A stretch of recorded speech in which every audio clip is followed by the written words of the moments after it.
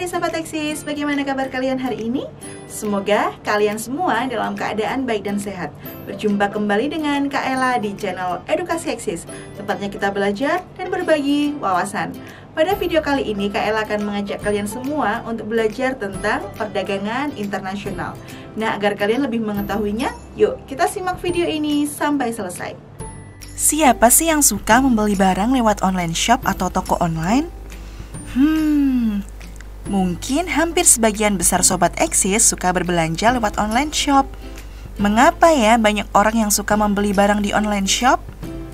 Hal ini karena mudah, cepat, dan pilihannya sangat banyak. Selain itu, banyak juga barang dari luar negeri yang dijual lewat online shop. Kalian bisa memesan langsung barang dari luar negeri dan barang tersebut akan dikirimkan ke alamat rumah kalian. Keren sekali ya! Oh iya, proses ini disebut juga kegiatan perdagangan internasional.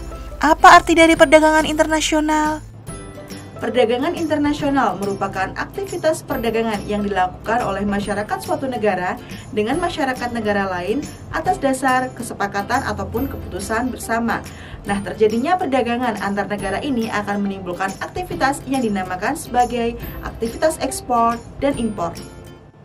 Ekspor adalah menjual produk baik barang maupun jasa ke luar negeri. Sedangkan impor adalah aktivitas membeli produk baik barang ataupun jasa dari luar negeri. Nah, mengapa ya setiap negara melakukan kegiatan ekspor dan impor? Tahukah kalian di bumi yang kita tempati ini setiap tempat memiliki potensinya masing-masing? Misalnya di Amerika Serikat memiliki lahan pertanian yang melimpah, atau negara Timur Tengah yang kaya akan minyak bumi. Banyak faktor yang menyebabkan hal tersebut, mulai dari letak geografis, sumber daya alam, kondisi ekonomi, dan sumber daya manusia yang dimiliki. Faktor-faktor ini juga tak hanya memberikan potensi, tapi juga memberikan kekurangan yang menjadi masalah-masalah dari setiap negara. Lalu, bagaimana cara menanggulanginya? Adik-adik Sobat Eksis, setiap negara biasanya memiliki potensi dan kekurangannya masing-masing. Kita ambil contoh dari negara Indonesia. Negara Indonesia memiliki potensi kelautan dan agrikultur, sehingga hasil dari kelautan dan agrikultur ataupun pertanian dapat diperjualbelikan ke berbagai negara. Nah, tetapi Indonesia memiliki kekurangan, yaitu kekurangan dalam produksi alat-alat elektronik, sehingga Indonesia akan mengekspor hasil pertanian dan kelautannya, dan Indonesia akan mengimpor alat-alat elektronik dari berbagai negara untuk memenuhi kekurangannya, seperti dari Jepang maupun Korea Selatan. Biasanya dalam perdagangan internasional terdapat beberapa kebijakan yang tujuannya untuk melindungi produk ataupun barang dalam negeri, seperti memberikan tarif ataupun pajak pada barang impor, lalu kuota impor ataupun membatasi jumlah produk impor, lalu memberikan subsidi dalam produk dalam negeri, dan memberikan premi ataupun dana kepada produsen yang berhasil mencapai target yang ditentukan oleh pemerintah. Oh iya, tahukah kalian bahwa perdagangan internasional ataupun saling membantu dalam pemenuhan kebutuhan merupakan salah satu bentuk kerjasama ekonomi antar negara. Kerjasama ekonomi antar negara ini merupakan kerjasama dalam rangka memenuhi kebutuhan dengan melibatkan negara lain. Menurut kalian, penting atau tidak penting ya untuk melakukan kerjasama ekonomi antar negara itu? Mengingat bahwa setiap negara tidak ada yang bisa untuk memenuhi kebutuhannya sendiri, maka sangat penting untuk melakukan kerjasama ekonomi antar negara. Lalu bagaimana ya contoh kerjasama antar negara yang dilakukan oleh negara Indonesia? Untuk mengetahuinya, kalian simak cuplikan yang satu ini ya. Menteri Perdagangan Republik Indonesia Zulkifli Hasan melakukan sejumlah pertemuan bilateral di sela-sela kegiatan Asia Pacific Economic Corporation atau APEC MRT ke-29 di Detroit, Amerika Serikat. Selain itu, Mendak juga menyaksikan penandatanganan MOU antara perusahaan Indonesia dengan brand Amerika Serikat bernilai 749 miliar rupiah.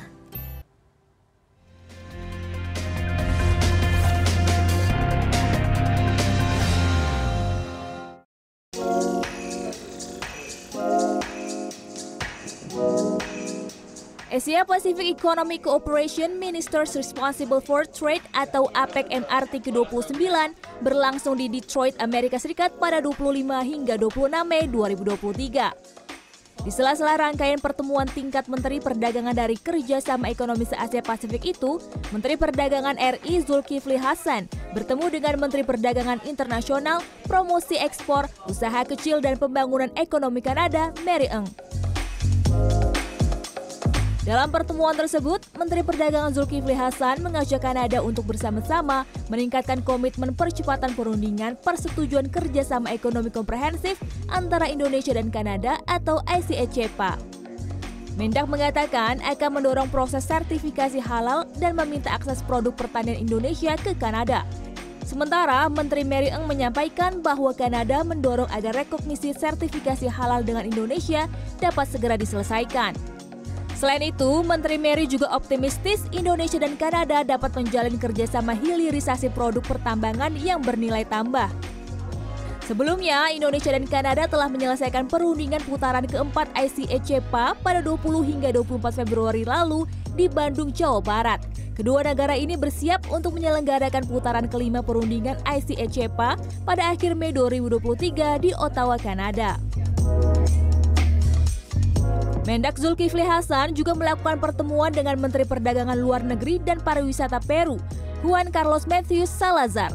Mendak mengajak Peru untuk meningkatkan komitmen perdagangan dengan Indonesia melalui Perjanjian Kerjasama Ekonomi Komprehensif Indonesia-Peru CEPA, guna mengintensifkan perdagangan kedua negara tanpa melibatkan pihak ketiga dan semakin mendorong kerjasama perdagangan kedua negara.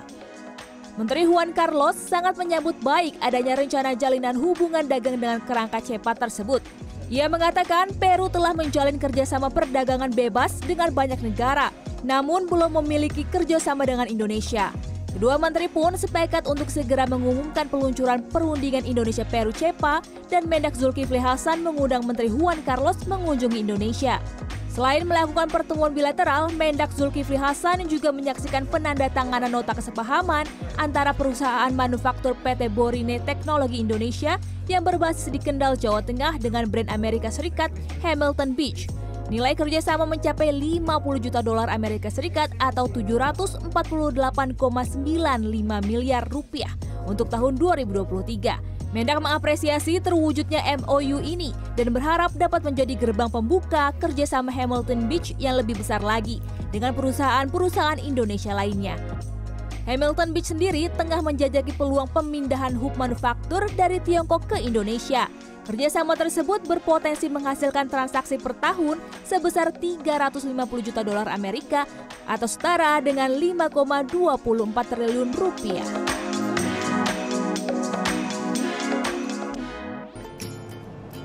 Adik-adik Sobat Eksis, kerjasama ekonomi antar negara bisa dilakukan dalam berbagai bidang.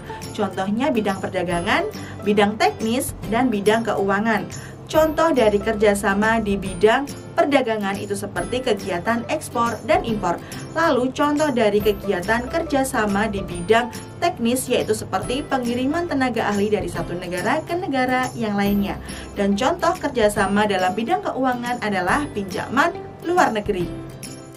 Kerjasama ekonomi memiliki tujuan untuk menghilangkan hambatan ekonomi dengan saling membuka perekonomian negara-negara anggota dalam menciptakan integritas ekonomi kawasan.